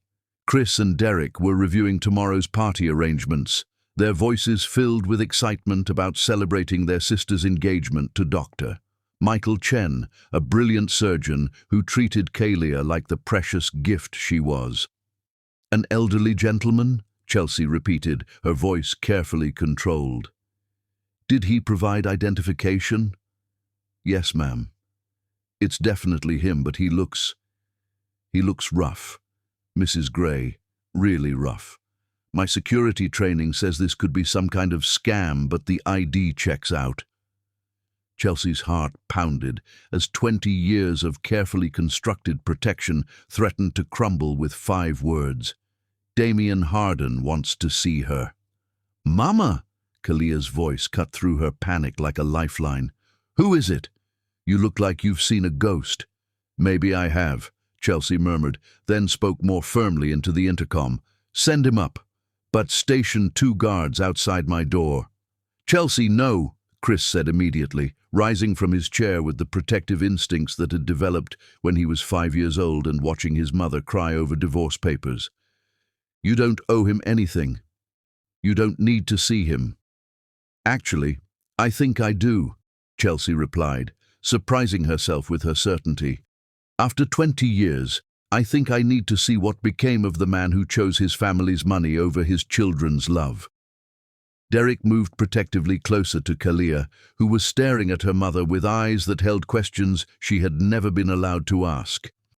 In 20 years, Chelsea had told her children the truth about their father, that he had chosen other priorities when they needed him most, but she had never spoken with bitterness or encouraged hatred. She had simply built a life so full and beautiful that his absence felt like a footnote rather than a tragedy. "Should we leave?" Kalia asked quietly, her hand instinctively moving to the engagement ring that symbolized the kind of love Chelsea had once believed in. "No," Chelsea said firmly. "You're adults now. You have every right to meet the man whose DNA you carry, if you want to. But remember, biology doesn't make someone a father. Love does. Protection does. Being present for every scraped knee and nightmare and triumph does. The knock on the door came sooner than expected, tentative and uncertain, rather than the confident demand for attention that Chelsea remembered from their marriage. When she opened it, she had to grip the doorframe to keep from gasping in shock. The man standing in her hallway bore almost no resemblance to the Damien Harden who had once commanded boardrooms and broken her heart. This version was thin to the point of gauntness, his expensive clothes hanging loose on a frame that had clearly shrunk with age and stress. His hair was completely grey and thinning. His face was etched with lines that spoke of years of worry and regret, and his eyes, those beautiful brown eyes she had once loved, were hollow with defeat. He looked far older than his 51 years, as if life had been extracting payment for his choices with compound interest. "Hello, Chelsea," he said quietly, his voice rough with disuse and emotion. "Thank you for agreeing to see me." "Damien," she replied neutrally, stepping back to allow him into the home she had built through her own efforts. "Please, come in." As he entered her penthouse, Chelsea watched him take in the evidence of her success. The original artwork on the walls, the floor-to-ceiling windows with views of the city, the elegant furniture that spoke of wealth earned rather than inherited. His eyes lingered on the family photos that chronicled 20 years of achievements, celebrations, and love that had flourished in his absence. "My God," he whispered, stopping in front of a photograph showing Chelsea receiving a Businesswoman of the Year award, while Chris, Derek, and Kalea applauded from the audience. "Look what you built. Look what you became." "What we became," Chelsea corrected, noting how he seemed to shrink even smaller in the presence of the children he had abandoned. "We built this together." Chris stood with his arms crossed, every inch of his 6-foot frame radiating protective tension. "So you're our father," he said without warmth, "the one who couldn't be bothered to show up for birthdays, graduations, or any of the moments that actually mattered." Derek's artistic sensitivity made him more diplomatic, but no less pointed. "We turned out fine without you. Better than fine, actually." And Kalea, the daughter whose birth Damien had missed for a business call, simply stared at him with the detached curiosity she might show toward an exhibit in a museum. Interesting, but ultimately irrelevant to her actual life. "I know," Damien said, his voice breaking slightly. "I know I have no right to be here, no right to ask anything of any of you, but I had to see you. I had to tell you how sorry I am, and how proud I am of what you've accomplished." "Sorry?" Chris's voice could have cut glass. "You're sorry? You destroyed our mother, abandoned your children, and chose that woman over your family, and now you show up 20 years later with sorry?" "Chris," Chelsea said quietly, placing a gentle hand on her son's arm, "let him speak. Let him say whatever he came here to say." Damien's eyes filled with tears as he looked at each of his children in turn. The son who had grown into the man Damien had never been, the son whose artistic soul had flourished under his mother's nurturing, and the daughter who had become everything beautiful without ever knowing her father's voice. "Sabrina destroyed me," he said simply, the words falling into the silence like stones into still water. "Everything I chose her over, my family, my integrity, my soul, she took it all and threw it away when she was done with me." "What happened?" Derek asked, his artistic empathy making him curious despite his anger. Damien sat heavily in the chair Chelsea indicated, looking like a man who hadn't been invited to sit comfortably in a long time. "She spent 15 years systematically draining every account, selling every asset, alienating every business relationship I had. When there was nothing left to take, she disappeared with her actual lover, a man she'd been seeing the entire time she lived in our house." "Our house," Kalea corrected sharply. "The house you threw us out of." "Yes," Damien acknowledged, accepting the correction like a blow he deserved. The house I threw my family out of to make room for the woman who was planning to rob me blind. The house that's now owned by creditors, along with everything else I once had. And your family? Chelsea asked. The family that was so important they were worth destroying your marriage for? Damien's laugh was bitter and broken. They disowned me the moment my money was gone. Turns out their love was as conditional as I made mine. Patricia, Richard, James, none of them return my calls. I'm an embarrassment they'd rather forget existed.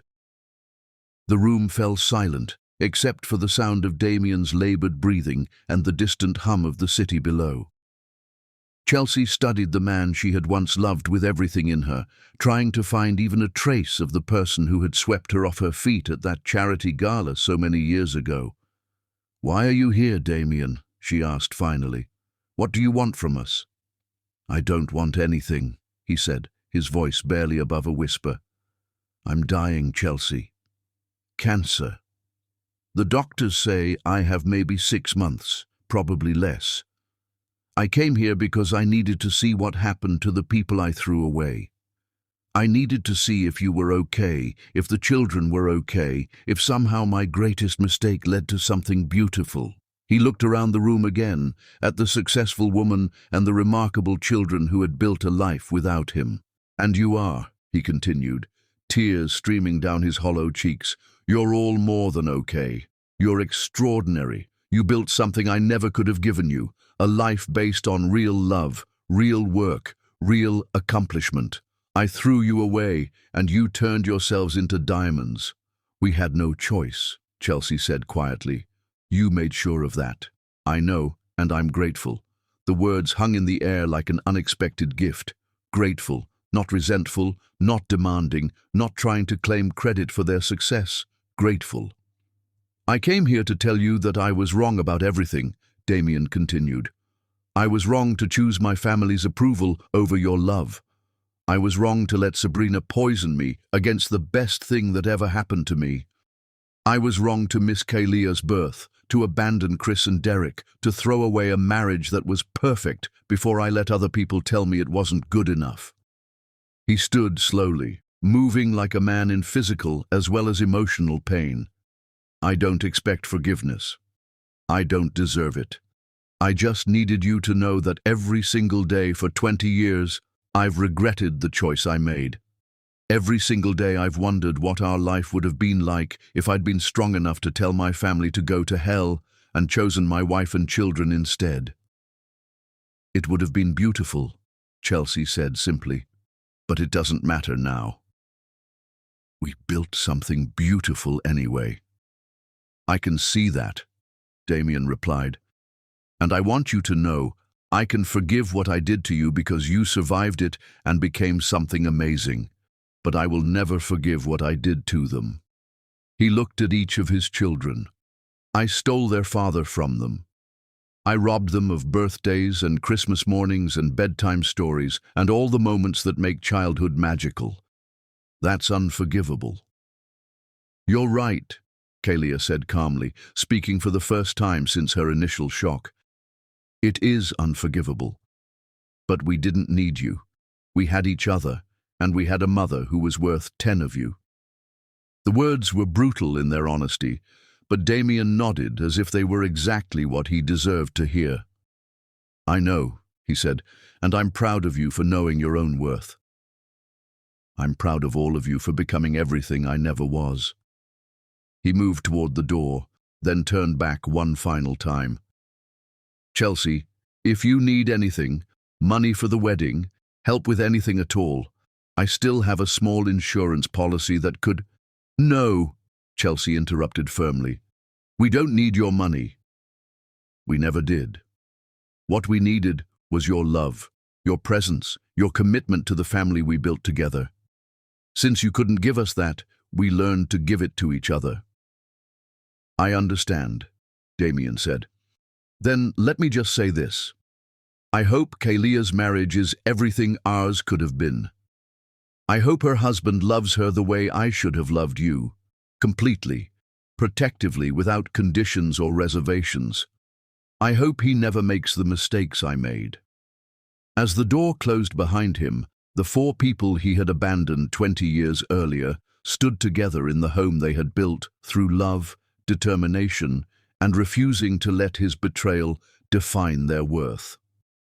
Tomorrow, Kalia would marry a man who had already proven he would choose her over anyone or anything else in the world, and Damien Harden would disappear from their lives forever, carrying with him the knowledge that the greatest love story he had ever known was the one he had thrown away.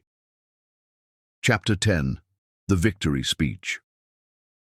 On the night of her daughter's engagement celebration, Chelsea Gray stood before 200 guests and delivered the speech that would define not just her triumph, but the triumph of every woman who had ever been told she wasn't enough. The ballroom of the Grand Metropolitan Hotel sparkled with the same elegance that had marked the charity gala where Chelsea first met Damien 26 years earlier, but this time she was the one commanding the room. Crystal chandeliers cast rainbow reflections across tables adorned with white roses and gold accents, while the city's most influential people raised their glasses in celebration of a love story that had captured everyone's hearts. Dr. Michael Chen held Kalea's hand with the reverence of a man who understood he was holding something precious beyond measure. At 28, he was already one of the city's most respected cardiac surgeons, but more importantly, he was the kind of man who had spent their entire courtship proving that Kalea would always be his first priority, his greatest love, his most treasured responsibility. "Ladies and gentlemen," the master of ceremonies announced, "please welcome the mother of our beautiful bride-to-be, businesswoman of the year, and founder of Chelsea Gray Designs, Mrs. Chelsea Gray." The applause was thunderous as Chelsea rose from her seat at the head table, resplendent in a midnight blue gown that she had designed herself, elegant, powerful, and absolutely unforgettable. But as she approached the microphone, her eyes caught sight of a figure sitting alone at a table in the very back of the ballroom. Damien had come. Despite everything that had transpired the day before, despite her clear dismissal, despite having no invitation or right to be there, he sat hunched in the shadows like a ghost, haunting the celebration of the family he had thrown away. His presence should have rattled her, should have stolen her composure on this most important night. Instead, it filled her with a calm certainty that this moment, this speech, would be the final word in a story that had begun with his betrayal and would end with her absolute victory. "Thank you," Chelsea said into the microphone, her voice carrying clearly to every corner of the ballroom. "Thank you all for being here to celebrate something beautiful. The engagement of my daughter Kalia to a man who loves her exactly the way she deserves to be loved." She paused, her eyes finding Kalia's radiant face, then Chris's proud smile, then Derek's encouraging nod, drawing strength from the family she had protected and nurtured through 20 years of struggle and triumph. "But before we toast to their future, I want to share something with all of you. I want to tell you a story about love, real love, the kind that builds rather than destroys, the kind that protects rather than abandons, the kind that chooses sacrifice over selfishness." The room had gone completely silent, sensing that they were about to hear something profound.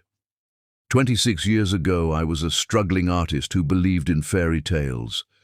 I met a man who swept me off my feet, who promised me forever, who made me believe that love could conquer anything. We built what I thought was a perfect life, a beautiful home, 3 incredible children, a marriage that seemed unshakable. Chelsea's voice remained steady, strong, free of the bitterness that might have been expected. But fairy tales, as many of you know, don't always end the way we hope. That man, that husband, that father, chose his family's money and approval over the family we had created together. He threw me and our 3 children out of our home to make room for someone he thought was better suited to his ambitions. Gasps rippled through the audience as people realized they were hearing the real story behind Chelsea Gray's rise to success. I stood in a courtroom 20 years ago, holding my 6-week-old daughter, watching lawyers try to prove I was unfit to raise my own children. I was called a gold digger, a social climber, a woman too unstable to provide a proper home for hardened children. Her eyes found Damien's across the room, noting how he had shrunk even smaller in his chair, his face wet with tears. The day that man threw me and my children out, I thought our lives were finished. People said a woman cannot survive without a man, cannot raise children alone, cannot build something meaningful from nothing. But I became both mother and father to my babies. I hid my tears so my children could smile. I went hungry so they could eat. I sold my mother's jewelry, the last connection to the woman who had loved me unconditionally, so they would never feel poor. The ballroom was completely silent now, every person hanging on her words. I raised them with dignity when the world turned its back on us. I worked 18-hour days building a business from our kitchen table while rocking a crying baby and helping with homework. I attended every school play, every soccer game, every moment of their lives that mattered, because I understood something their biological father never did. Being present isn't a burden, it's a privilege. Chelsea's voice grew stronger, more powerful, as she reached the heart of her message. And today, when I see my children standing tall, honorable and strong, I know my pain was not wasted. That man thought he destroyed me, but he only gave birth to my strength. He thought he ended my life, but he gave me a new beginning. From nothing, from less than nothing, I built a life, a name, a future, and a business that employs hundreds of people and serves millions of women who needed someone to understand their struggles. The applause began tentatively, then built to a crescendo as people realized they were witnessing something extraordinary. I can forgive what he did to me, Chelsea continued, her voice cutting through the applause, but I will never forgive what he did to my children. He stole their father from them. He robbed them of their childhood security, their right to unconditional paternal love, their chance to grow up believing that fathers stay and fight for their families. She turned to look directly at Chris, Derek and Kalia, her voice filled with fierce maternal pride. But look at them now. Chris, who became the man his father never was, loyal, honorable, protective of everyone he loves. Derek, whose artistic soul flourished because I taught him that creativity is strength, not weakness. And Kalia, my precious daughter, who grew up knowing that a woman's worth isn't determined by the man who chooses her, but by the strength she carries within herself. The emotion in the room was palpable as people wiped away tears and realized they were witnessing the conclusion of an epic story of survival and triumph. And to my daughter, as I see you ready to begin your new journey with Michael, my only wish is that your husband will give you the love, the respect, the devotion, and the absolute commitment you deserve. May your home always be filled with the happiness I once dreamed of but never received. May you never doubt, even for a moment, that you are his first priority, his greatest joy, his most precious responsibility. Michael Chen stepped forward and took Kalea's hand, his eyes bright with unshed tears as he nodded his promise to the woman who had raised the love of his life. But most importantly, Chelsea continued, her voice now carrying the power of a woman who had conquered every obstacle. To every woman listening, let my story be your strength. When life breaks you, rise higher. When the world calls you weak, show them your power. When someone tries to convince you that you're not enough, remember this moment and know that you are everything. The standing ovation began before she finished her sentence, 200 people rising to their feet in recognition of something larger than a simple success story. A woman is never weak. She is the courage of her children, the fire of her home, the heart of generations. Look at me. I was betrayed, abandoned, left in darkness with 3 babies and no resources. Yet here I stand, not broken, not begging, not bitter, but victorious. And if I can rise from nothing, every woman in this room can rise from anything. The applause was deafening now, but Chelsea wasn't finished. I built an empire from a broken heart. I raised 3 extraordinary humans from the ashes of a destroyed marriage. I turned my greatest pain into my greatest triumph. And I stand here tonight as living proof that the end of everything can be the beginning of everything better. She raised her champagne glass high, her voice carrying over the sustained applause. So tonight, we toast not just to Kalia and Michael's love, but to the power of women who refuse to be diminished, to mothers who protect their children at any cost, to survivors who turn their scars into strength, and to love stories that are written by the people brave enough to believe they deserve better. To rising from the ashes. To rising from the ashes, the room thundered in response. As Chelsea returned to her seat, amidst continued applause and a standing ovation that seemed to last forever, her eyes swept the room one final time. The table in the back corner was empty now. Damien was gone. He had heard the truth of what his choices had cost, had witnessed the absolute triumph of the woman and children he had abandoned, had seen the love and respect that surrounded the family he had thrown away. Unable to bear the weight of his own failures reflected in their success, he had fled into the night like the broken man he had become. Later, a waiter would mention seeing an elderly gentleman in the parking lot, sitting in his car with his head in his hands, sobbing with the kind of despair that comes from finally understanding the true cost of your mistakes. By the time hotel security checked on him, the car was gone, and Damien Harden disappeared from their lives forever. But inside the ballroom, Chelsea Gray was surrounded by love, celebration, and the sweet satisfaction of a victory that had taken 20 years to achieve. She had not just survived, she had triumphantly, spectacularly, absolutely won. Her children embraced her.